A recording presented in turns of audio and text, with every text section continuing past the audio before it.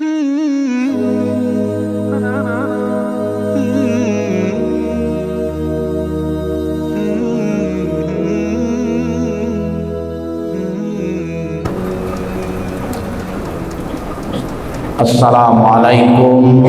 warahmatullahi wabarakatuh.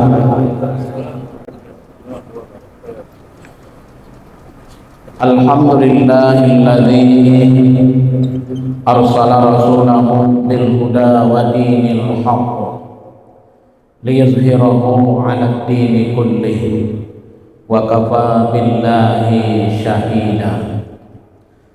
Ashhadu an la ilaha illallah wahdahu la syarikalah wa ashhadu anna Muhammadan abduhu wa rasuluh sallallahu alaihi wasallam la nabiyya ba'dah. Allahumma salli wa sallim wa barik ala Muhammad wa ala alihi wa ashabihi ajma'in. Semoga kalau Allah Ta'ala fil Qur'anul Karim, a'udzu billahi minasyaitonir rajim.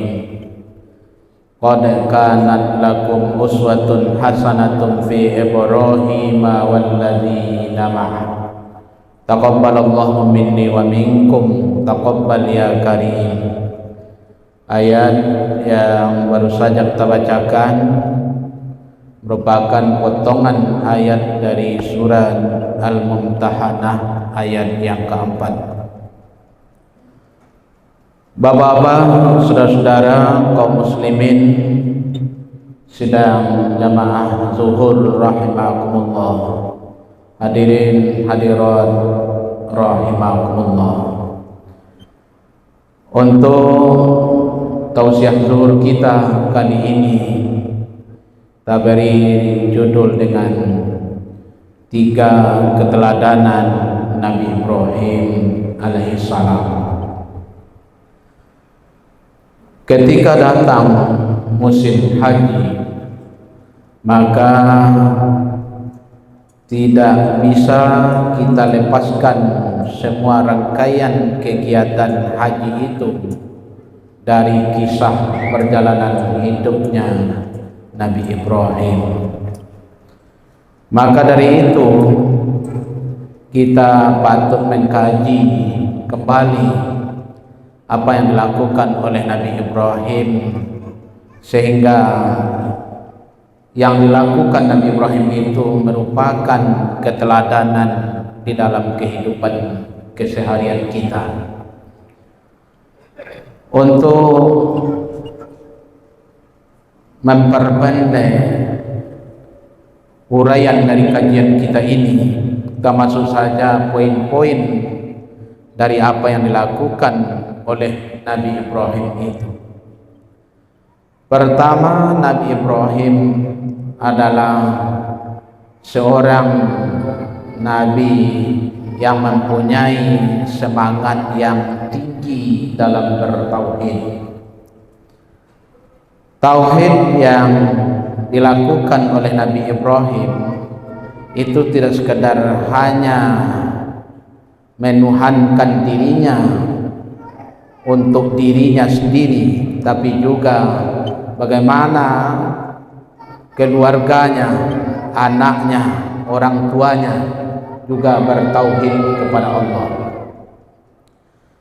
Langkah yang dilakukan oleh Nabi Ibrahim, bagaimana beliau berusaha mencari sesungguhnya siapa yang berhak untuk disembah, yang berhak untuk dijadikan Tuhan, sehingga memang yang dijadikan Tuhan itu adalah yang maha berkuasa, yang dia itu tidak ada yang patut dijadikan Tuhan kecuali adalah dia.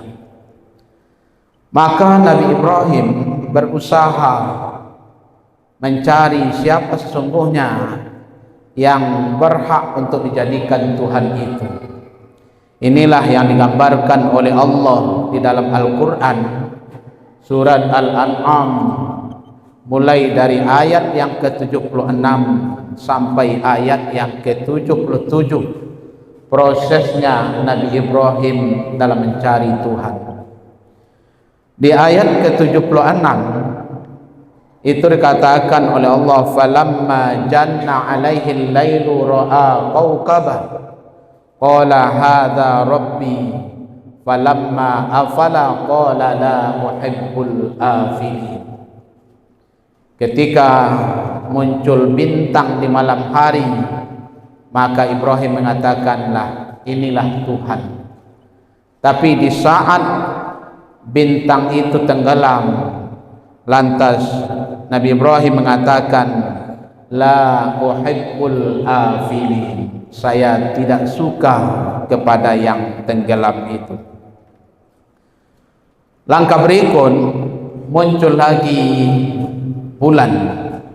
Falamma ra'al qamara bazighan qala hadza rabbi falamma afala qala la illam yahdini rabbi la akunanna minal qaumid dhalin.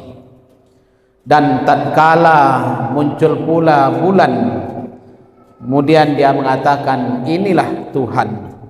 Tapi di saat bulan itu tenggelam, dia mengatakan, apabila Tuhan tidak memberikan hidayah kepadaku, tentu aku akan termasuk ke dalam kelompok orang-orang yang sesat.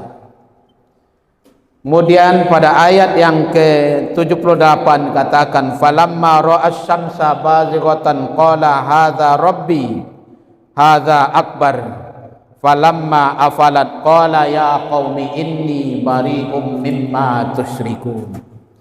Dan tatkala muncul pula matahari, dia mengatakan, inilah Tuhan, inilah yang lebih besar daripada yang semalam. Tapi ketika matahari tenggelam, dia mengatakan, sesungguhnya aku dan kaumku tentu tidak akan termasuk ke dalam kelompok orang-orang musyrik. Kenapa? 3 hal yang dijadikan Tuhan oleh Nabi Ibrahim, semuanya kadangkala ada, kadangkala tidak. Bintang dan bulan di malam hari dia ada, tapi di kala siangnya dia hilang. Begitu juga dengan matahari, di kala siangnya dia ada, sementara di malamnya dia tidak kelihatan. Maka Ibrahim berkesimpulan, bukan inilah Tuhan.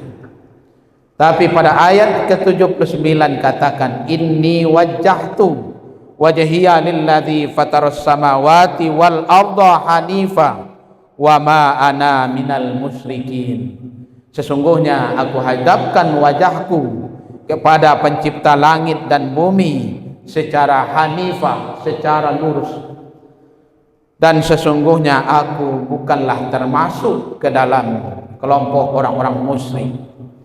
Maka Tuhan yang dicari oleh Nabi Ibrahim melalui pengalamannya sendiri ini, sehingga dia berkesimpulan bahwa Tuhan itu bukanlah ciptaan, tapi Tuhan itu adalah yang menciptakan. Tentu yang menciptakan itu adalah Allah. Maka yang diciptakan bukanlah berhak untuk dijadikan Tuhan, maka yang berhak dijadikan Tuhan adalah yang menciptakan itu sendiri. Itulah dia, Allah Subhanahu wa ta'ala. Bulan, bintang, matahari adalah perwakilan daripada ciptaan Tuhan yang merupakan cara Nabi Ibrahim dalam rangka mencari Tuhan. Maka hari ini tentu kita tidak akan menyembah kepada bintang, bulan dan matahari, tapi menyembah kepada ciptaan Allah yang lain. Berapa banyak juga orang menyembah kepada harta, menyembah kepada pangkat, menyembah kepada atasannya, menyembah kepada hawa nafsu, padahal semuanya itu adalah ciptaan Tuhan. Maka dari itu, palingkanlah wajah kita daripada ciptaan itu sendiri, maka hadapkanlah kepada pencipta langit dan bumi secara hanifah. Wa ma ana minal musyrikin, dan aku bukanlah termasuk kepada kelompok orang-orang musyrik.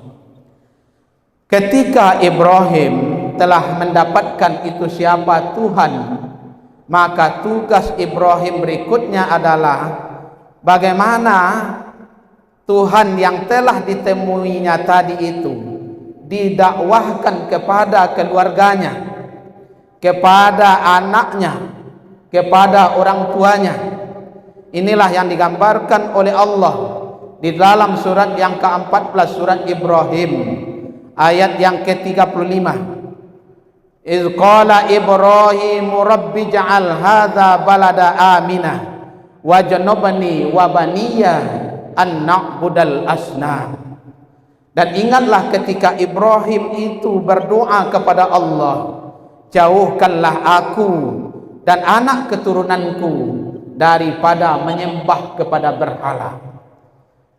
Bukan hanya dirinya yang dibebaskan dari menyembah kepada berhala, tapi juga termasuk kepada anak keturunannya.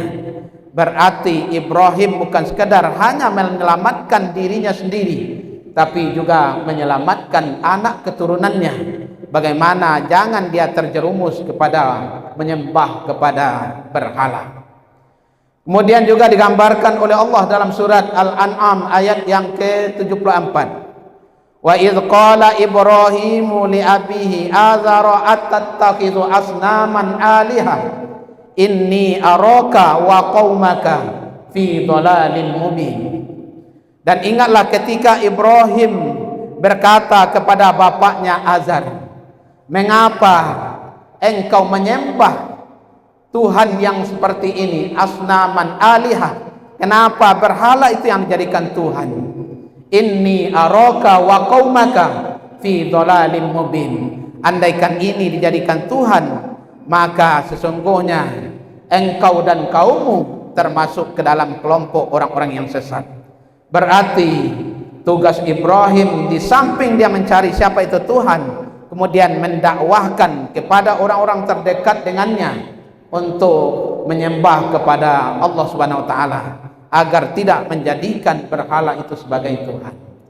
Kemudian yang kedua, Nabi Ibrahim mempunyai kesabaran serta kecintaan yang tinggi kepada Allah. Kecintaannya kepada selain Allah, termasuk kecintaannya kepada anaknya, dia korbankan demi untuk mencintai Allah Subhanahu wa taala, sampai pun anaknya dikorbankan. Kemudian yang ketiga, Nabi Ibrahim juga melakukan hal-hal yang bermanfaat agar orang tidak terjerumus kepada penyembah kepada berhala atau kepada kesyirikan. Inilah yang dilakukan oleh Nabi Ibrahim di dalam hidupnya dalam rangka menegakkan agama tauhid ini. Demikian kajian zuhur kita, semoga bermanfaat. Billahi taufiq wal hidayah. Assalamualaikum warahmatullahi wabarakatuh.